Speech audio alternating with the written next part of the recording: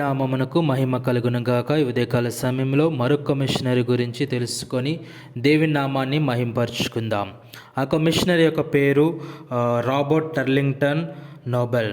ఈయన 1807లో reverend John Nobel మరియు సారా దంపతుల యొక్క చిన్న కుమారుడు. దేవుని సేవ చేయడంలో ఆయనకు ఆసక్తి ఉన్నప్పటికీ తాను అలా చేయడానికి అనర్హుడని తాను భావించుకునేవాడు.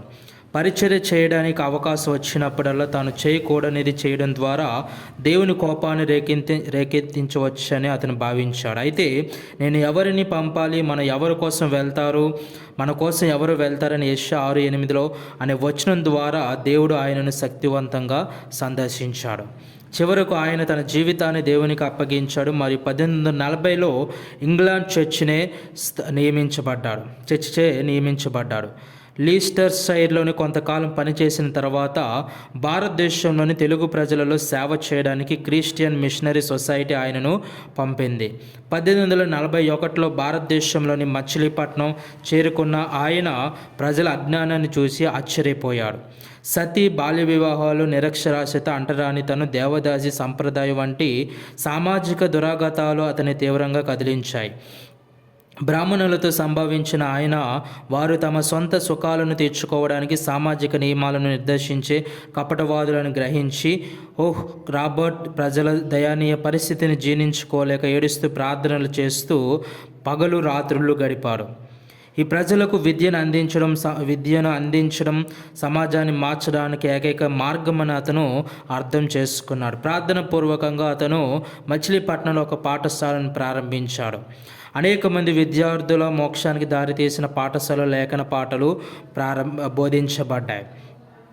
రాబర్ట్ వ్యక్తిగతంగా ఉన్నత కులస్తులతో సంభాషించి యేసుక్రీస్తుల సత్యాన్ని నిరూపించాడు.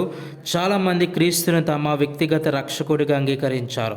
మత మార్పిడి చెందుతున్న వారి సంఖ్య పెరిగే కొద్దీ ఒక చర్చి స్థాపించబడింది మరియు చుట్టుపక్కల గ్రామాలలో ప్రోత్సాహకరమైన సువార్తిక పని ప్రారంభించబడింది.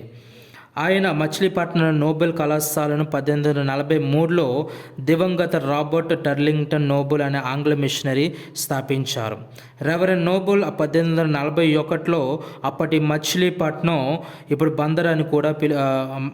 ఇప్పుడు మచిలీపట్నం బందర్ అని కూడా పిలుస్తారు. ఆ యొక్క క్రైస్తవ మిషనరీగా వచ్చి మరణించే వరకు అక్కడే ఉన్నారు. ఆయన మరియు ఆయన స్నేహితుడు దివంగత మిస్టర్ షార్క్ 1843 నవంబర్ 21న నోబెల్ హై స్కూల్గా ఒక స్థానిక ఆంగ్ల పాఠశాలను ప్రారంభించారు. ఈ పాఠశాల తర్వాత నోబెల్ కాలేజీగా మారింది. ఈ పాఠశాలను మద్రాస్ ప్రభుత్వ అధిపతి the Cambridge of south India అని కూడా పిలిచారు. బ్రిటిష్ ప్రభుత్వం భారతదేశంలో ప్రారంభించిన మొదటి 4 విద్యా సంస్థల్లో ఇది ఒకటి. నోబెల్ కళాశాల స్థాపకుడు స్వర్గీయ రెవరెండ్ రాబర్ట్ టర్లింగ్టన్ నోబెల్ను ఇంగ్లాండ్లోని చర్చ్ మిషనరీ సొసైటీ దక్షిణ భారతదేశం విద్య మరియు సువార్త ప్రచారం రెండింటిలోని సేవ చేయడానికి పంపింది. 1864లో నోబెల్ హై స్కూల్ మద్రాస్ విశ్వవిద్యాలయానికి అనుబంధంగా కళాశాల హోదాను కూడా పొందింది. ఇది 1938 వరకు దక్షిణ భారతదేశంలో ప్రముఖ కళాశాలగా అభివృద్ధి చెందింది. 1938లో లిండ్స్ కమిషన్ మచిలీపట్నంలోని నోబెల్ కళాశాల మరియు గుంటూరులోని ఆంధ్ర క్రిస్టియన్ కళాశాలను విలీనం చేసి విజయవాడలో కొత్త కళాశాలను ప్రారంభించాలని సూచించింది.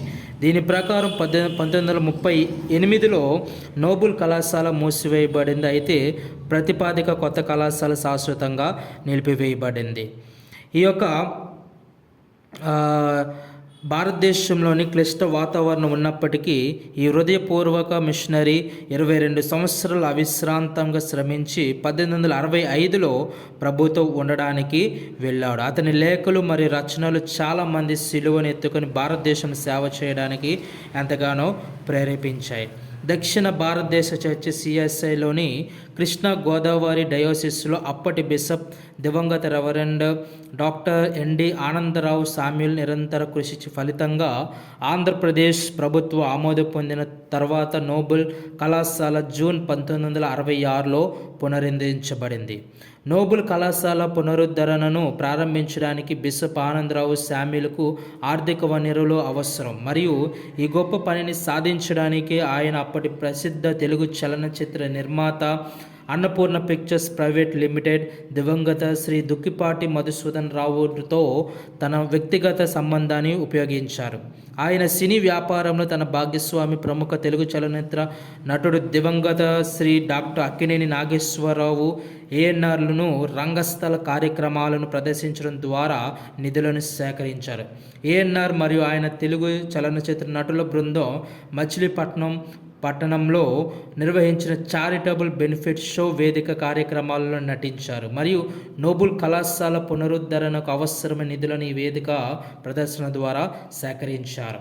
ఆయన లేనప్పటికీ కూడా ఈ కళాశాల జూలై 1966లో మొదటి ప్రిన్సిపల్గా దివంగత శ్రీ ఏఎఫ్ త్యాగరాజు ఎంఏ లండన్తో ఎంఏతో ప్రారంభమైంది. ఈ కళాశాలను ఆగస్టు 27, 1966న అప్పటి ఆంధ్రప్రదేశ్ గౌరవ ముఖ్యమంత్రి మరియు నోబుల్ కళాశాల పూర్వ విద్యార్థి అయిన దివంగత శ్రీ కాసు బ్రహ్మానందరెడ్డి అధికారికంగా ప్రారంభించారు. అప్పటి ఆంధ్రప్రదేశ్ శాసనసభ స్పీకర్ మరియు పూర్వ విద్యార్థి దివంగత శ్రీ బివి సుబ్బారెడ్డి ఈ కార్యక్రమానికి అధ్యక్షత వహించారు. అప్పటి ఆంధ్ర విశ్వవిద్యాలయం వైస్ ఛాన్సలర్ దివంగత ప్రొఫెసర్ కెఆర్ శ్రీనివాస్ అయ్యంగార్ ఉపన్యాసం చేశారు.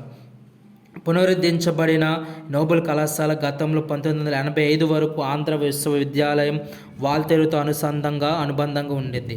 తర్వాత 1885 సంవత్సరంలో అనుబంధాన్ని ఆచార్య నాగార్జున విశ్వవిద్యాలయానికి గుంటూరుకు మార్చారు. మరియు ప్రస్తుతం ఇది 2010 నుండి మచిలీపట్నంలోని కృష్ణా విశ్వవిద్యాలయానికి అనుబంధంగా ఉంది. ఈ కళాశాల 2007-2008 సంవత్సరంలో స్వయం ప్రతిపత్తి హోదాను పొందుకుంది. ఇది ఇప్పుడు దక్షిణ భారత చర్చ్ యొక్క కృష్ణా గోదావరి డయోసిస్ ద్వారా నిర్వహించబడుతుంది.